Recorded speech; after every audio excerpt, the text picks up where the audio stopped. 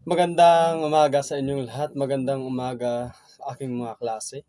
Ang tatalakayin ko ngayon ay tungkol sa panitikan sa Rehiyon 1, Lambak ng Ilocos.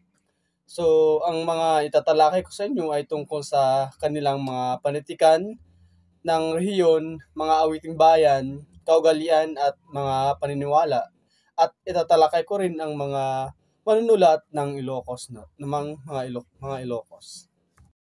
So, pag-uusapan natin ngayon ang pangkabuhayan ng mga Ilocos. So, ang unang pangkabuhayan nila ay ang pagsasaka. Nagtatanim sila ng bawang, tabako, at mais at bulak. At ito rin ang kanilang unang produkto rito. At pangalawa naman ay ang pangisda ng bangos, hito, dalag, hipon at alimasag na bahagi ng South China Sea na malapit sa Pangasinan. Namang pangkabuhayan ay ang paggawa ng palayok, paghahabi, at paggawa ng mga gamit pambahay tulad ng baso, walis, at gamit na gawa sa kawayan, at paggawa ng asin. So, ito naman, itatalaki ko naman ang kantahing bayan. Una ay ang pinagbaig. Pinagbaig, ito ay awiting nagpapahayag ng kwento ng bayani na hati sa dalawang uri. Ang una, ang awiting nagpapahayag ng kaisipan.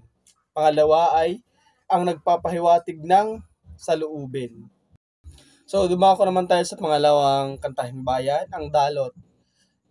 Dalot ay isang awitin sa mga kasalan, binyag, at iba pang pagtitipon na sinasalihan ng sayaw at pagbibigay payo sa bawang kasal.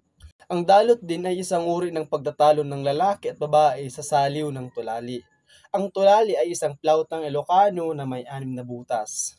So, plauta siya, para siyang plauta nga na may 6 na butas. So, dumaka naman tayo sa pangatlong kantang bayan, ang Daayaya o Hili.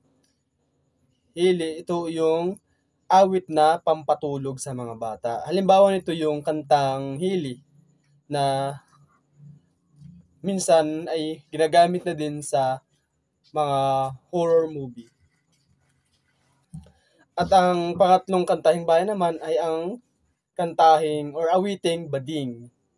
Ito ay isang awit pag-ibig na ginagamit sa ng mga kalalakihang nang haharana.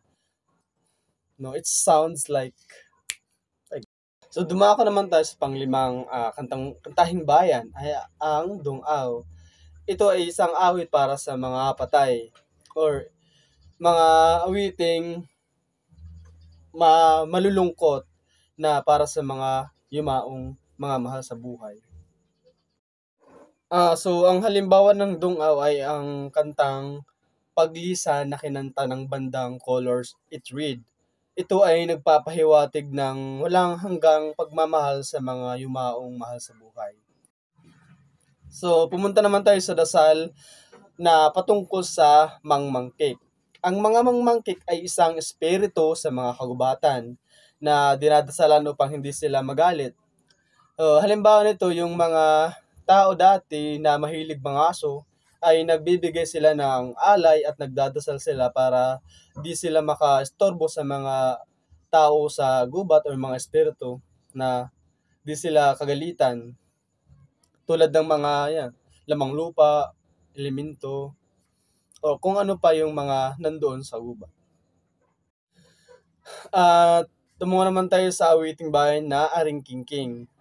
Aring Kingking is isang paligsahan ng mga lalaki at babae at ang tema nila dito ay ang tungkol sa karapatan at responsibilidad ng mga Iloko. At tumungo naman tayo sa kaugalian at paniniwala ng mga Ilocano. So, ang Doktrina Kristiyana ay ito ang kauna-unahang libro ng mga Ilocano at isinulat ito ni Cardinal Bellarmine na isinalin ni Francisco Lopez. So, ang Doktrina Kristiyana ay naglalaman ito tungkol sa unang tulang Ilocano na mga bahagi na naisulat ng mga katutubong script. Ang mga tulang Ilocano ay ang una, ang Passion di Nuestra Señora Jesucristo na isinulat ni P. Antonio Mija, at ang pangalawang tula ay ang Vida de San Berlan y Josipat na isinulat ni Agustin Mija, at ang Sermones Morales at Escudos de la Cristiana ni F. Jacinto Guerrero at P. Guillermo Sebastian. At ang panghuli, ang pang-apat ay ang Novena de Nuestra de la Caridad Cui si Binera en la Iglesia del Pablo de Bantay ni P. Juan Bautista Arinos. Tumungo naman tayo sa mga manunulat ng mga Ilocano. Ang manunulat ay ang si Pedro Bucanig. Siya ang ama ng literaturang Ilocano at ang ama ng panitikang Ilocano dahil siya ang kauna-unahang Ilocano na naging edukado. At siya rin ang sumulat ng mga epikong daig, at siya rin ang sumulat ng epikong daig ni Lamang. At ang pangalawang manunulat naman ay si Carlos S. Bulusan. Si Carlos ay mula sa Binalunan, Pangasinan. Siya ay matagal na nirahan sa Estados Unidos. At si Carlos ay sumulat ng mga tulang Busabos sa Kahapon noong 1975. At ang Dugo ng Magdamag at iba pang tula. At sumulat din siya ng Ang Ulupong o Maikling Kwento, yung mga maikling kwento. Juana Florentino. Siya ay itinuturing na unang makatang babaeng Pilipino at butihing ina ni Isabelo de los Reyes. Sa pang-apat na manunulat, si Zosimo Barnatsia. So si Zosimo ay isinilang sa Tagudin, Ilocos, at siya rin ay naging aktibong membro ng Gumil. At nagtamo rin siya ng mga gantimpala sa pagsulat dahil sa pagsulat niya ng mga maikling kwento o short story.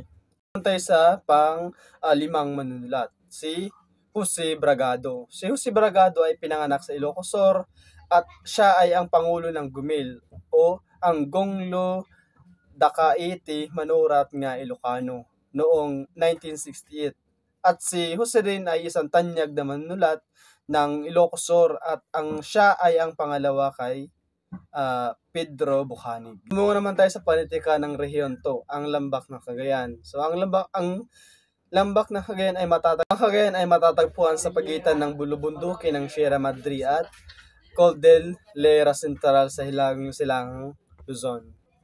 So ang panitikan ay ang galing sa salitang pang o titik. Titik-an. Titik ay nangangahulugang literature mula sa salitang Latin na literatura. So, nagpapahayag ng mga kaisipan, mga damdamin, mga karanasan, hangarin at diwa ng mga tao. So, nagsasalaysay din ito sa pamahalaan, lipunan at mga pananampalataya at mga karanasang may kaugnayan ng iba't ibang uri ng damdamin tulad ng pag-ibig, kaligayahan at kalungkutan, pag-asa at mga marami pang iba. Tumungo naman tayo sa mga panitikan ng rehiyon to. Ang panitikan nila doon ay ang bugtong, kasabihan, salawikain, awiting bayan at kwentong bayan. So,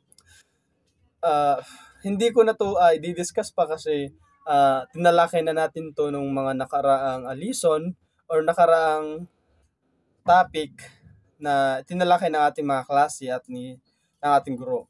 Maraming salamat. I hope na meron kayong mga natutunan sa aking discussion, and yun na lang po yung hangganan ng aking presentasyon. Maraming salamat po.